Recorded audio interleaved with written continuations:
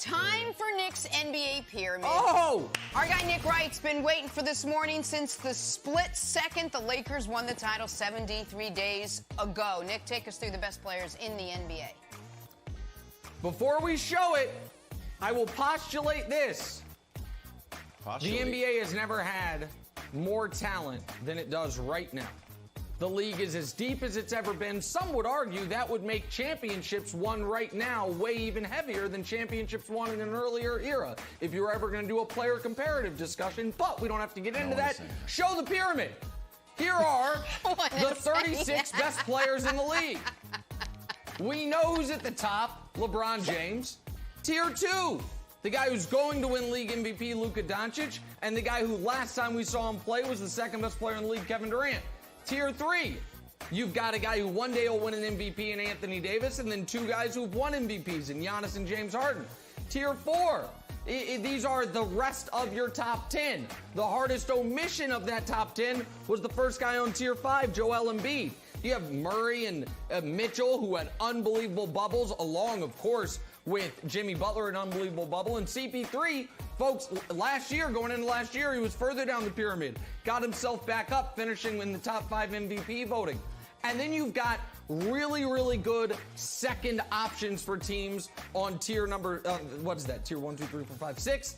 And then you've got, again, think about how deep the league is right now. When guys like Bam and Kyrie and Devin Booker and Bradley Beal aren't even top 20 players, and then you round out your top 36. Trae Young is not a top 30 player, and he averaged 30 points per game. That is your NBA player pyramid, Broussard, going into this season. We haven't had games yet, so we don't need to adjust anything. The producers said they want to do a whole segment on this, but I don't know how much time we can spend on Broussard and Wild saying, that's perfect. It's like it was just inceptioned into our brains. So go ahead, Broussard, but I assume yours would look the exact same. Well, I was told I can only switch one guy. One guy moves up or down, which is a problem because a lot of this pyramid needs to change. Now, here's the guy. Switch Kawhi Leonard and Luka Doncic. The disrespect for Kawhi Leonard is outlandish, Nick Wright. This is a guy that's got 2 championships, that led a team to a title, that plays both ends of the floor, and you're putting Luka Doncic ahead of him now. I got Luka. I said earlier in the show, Luka will win the MVP. That's my prediction. So you may be saying, well, how do you move him down? The best player in the world doesn't necessarily win MVP. Steve Nash won 2 in a row, and he was never the best player in the league, maybe not even top 5. Dirk Nowitzki won MVP, was never viewed as the best player in the world. Shaq only won 1, and he was the best player for several years. So that is not the issue. Kawhi Leonard plays both ends of the floor. Luka Doncic has not yet won a playoff series. Not yet won a playoff series, and Kawhi's won 2 titles. And you're disrespecting him like this? Show a little objectivity, Nick Wright. My goodness. Okay. This is, even by Chris Broussard and his love of the Clippers standards, this is a bridge too far. I mean, if we're just going to say it's reputational and it's guys who are 2-time champions who play both ends of the court, then I guess I need Akeem Olajuwon higher up here as well. But unfortunately for Akeem and for Kawhi, it's based on this season. I'm old enough to remember the playoffs last year, where you're right. Luka's team did lose to Kawhi's team, even though Luka thoroughly and completely outplayed Kawhi Leonard in that series, averaging, a humble 31, 10, and 9, and the game-winning shot in, what was that, Game 4 of the series, right in Kawhi's, no. It wasn't in Kawhi's eye, because the best defender in basketball wouldn't guard Luka the whole series. And then Kawhi, in the next round, got a 3-1 lead, and what did he do?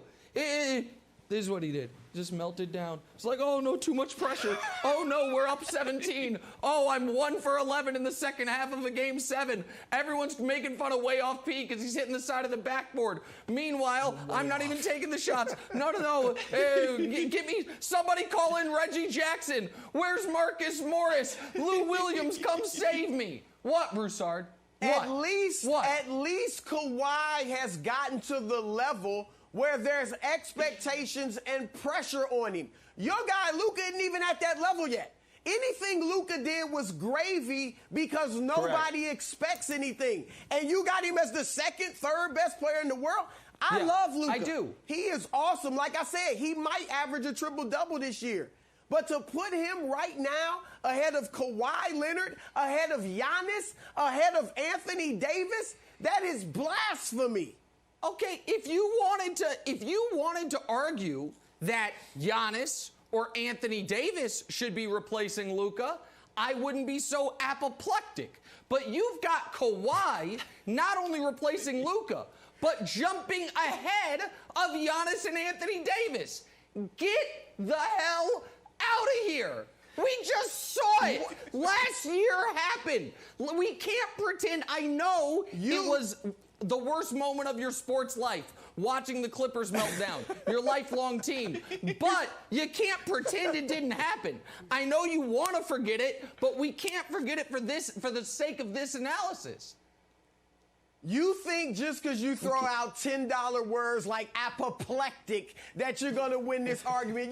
You're just what you said. That argument, you can't have it both ways, Nick, right? What did we see Giannis doing last year in the playoffs? And even the year before in the playoffs when Kawhi shut him down outplayed him. That's true. Yet you've got him above Kawhi. Anthony Davis had 9-point games, 5 rebound games in the playoffs. But you got him ahead of Kawhi Leonard. My goodness, show Kawhi some respect. I did. Wild, just so you know, here's the respect I showed Kawhi. I really, really considered flipping him and Embiid and having Kawhi outside of the top 10. But out of respect to what he accomplished previously, I left him there. It's too Go much. ahead, Wild. Go ahead, Wild. Okay. I have one issue. Can we put up the whole pyramid, please? So I can look because my guy is so far down on the pyramid, it's outrageous. Especially because when you're talking about pyramids and triangles, that's like his thing. You can't have Kyrie that low on any pyramid because it's something about, the angles of the pyramid is really offensive to him. So here are 3 reasons why Kyrie should be moved up multiple tiers, multiple levels. Reason number 1, the guy's healthy and rested. Not only is he posting Instagrams saying he's eating, quote, clean, high vibrational fruit, he's also played 20 games in the last 19 months. So we've seen this guy. We know when he's healthy, he can be great. Reason number 2, he's better with legends.